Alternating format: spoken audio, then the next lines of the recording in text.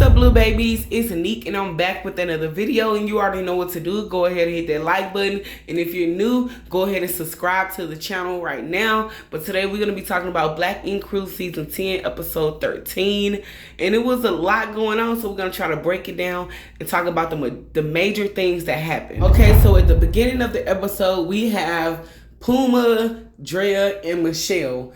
Puma wanted to meet up with Drea and Michelle to talk about helping him basically judge the new people that are coming in. They have 10 new people, 10 new candidates that they're trying to basically hire for the new Black Ink Crew shop, which makes sense. A mixer was a good idea, so I'm happy he came up with that. He's coming up with ideas. He's keeping us entertained. That's really good. So he decided that he wanted Drea and Michelle to judge the new people, which I think they did a pretty good job. They wasn't really being too judgmental. You know, they did what they had to do, and, you know, they handled business.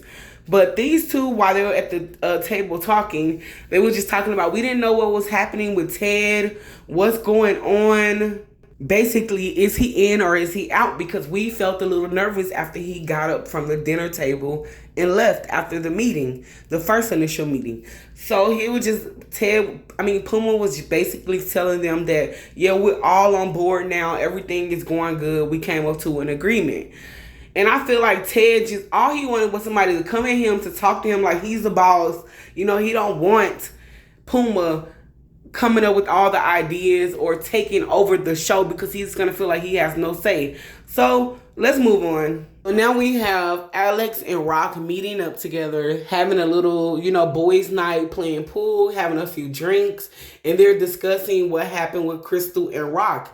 And Rock basically said that he don't want to press her anymore. He don't want to take things personally. He just want to run the shop and with her and make some money and, you know, build from being friends, you know, because they was friends first before they got into a relationship. So he want to go back to being friends and, you know, just, you know, without having all this beef and anger towards each other, because he was saying that he gets a headache when they're in the shop together, you know, and that can't be good, because when you're working, you don't want to be under stress. You don't want to be looking over your shoulder or worried about what your ex is doing, you know. So I kind of feel for Rock. I really wish him and Crystal wouldn't have got a shop together, but I'm happy they did, because coming like where he came from, coming from his past, he needs something to grow on. He needs a business, you know. He don't need to be back down in the gutter like he was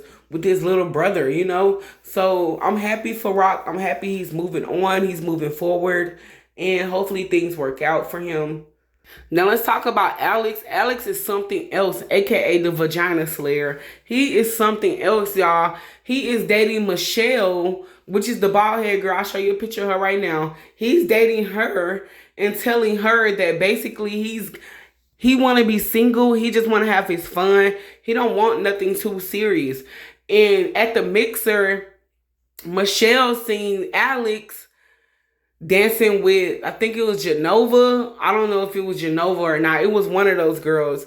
And she almost had a heart attack. She was like, oh, that's what we doing? Like, girl, you catching feelings and y'all haven't even discussed being in a relationship yet. What are you doing? You're moving way too fast. Like, okay, y'all having a good time. That's cool and all, but girl, play smarter. Oh, don't put all your eggs in one fucking basket, baby girl. Come on now. You already knew what it was when you was talking about his name is Vagina Slayer, but we've been having such a good time. I don't even see nothing bad about him. So as you can see, Ted and Puma met up and they seem like they're on the right path.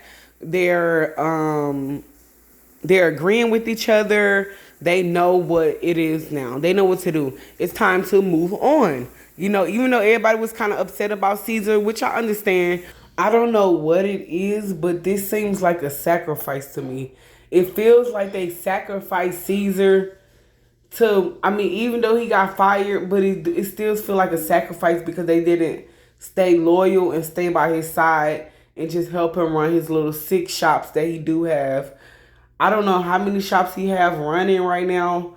I should have Googled that. But they should have stayed by his side. But I'm just gonna be real. If we wasn't really close like that, I probably would have moved on too. I probably would have just, just kept making the bag, man. Keep being recorded, filming, bettering myself. Because when you think about it, Caesar already got his shit popping, So I think it was just better for them to move on. So now let's talk about the mixer. I think the mixer was a good idea. Like I said earlier, it was a few problems that happened at the mixer. We're gonna get into that a little bit later. But first, let's talk about the artists and their portfolios. I thought that it was only 3 good artists out of 10. Maybe it was 5 out of 10. Let's start with Genova. Genova work wasn't that good, but she worked under a apprentice of one of the first owned black ink crew shops. Well, not black ink crew, but black owned tattoo shop in Atlanta. So I guess you can give her a little credit, but her work is not all the way there yet. Made Rich, Liza, and AMH, I think they were all really good artists.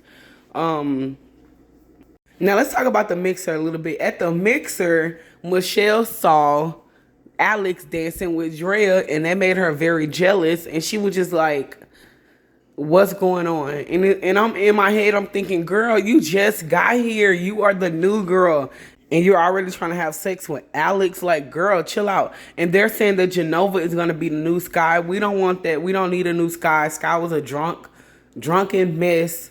Even though we know that the staff put out liquor and alcohol for these people to enjoy and to turn up the scene a little bit. So it kind of wasn't Sky's fault, but it was. She controlled her liquor intake. No one told her to sit up there and be drinking a bunch of liquor all day. Be you, but don't be that you in front of everybody. Like, I'm not going to be getting drunk in front of everybody. I'd rather get drunk at home. Anyways, that's the end of my review.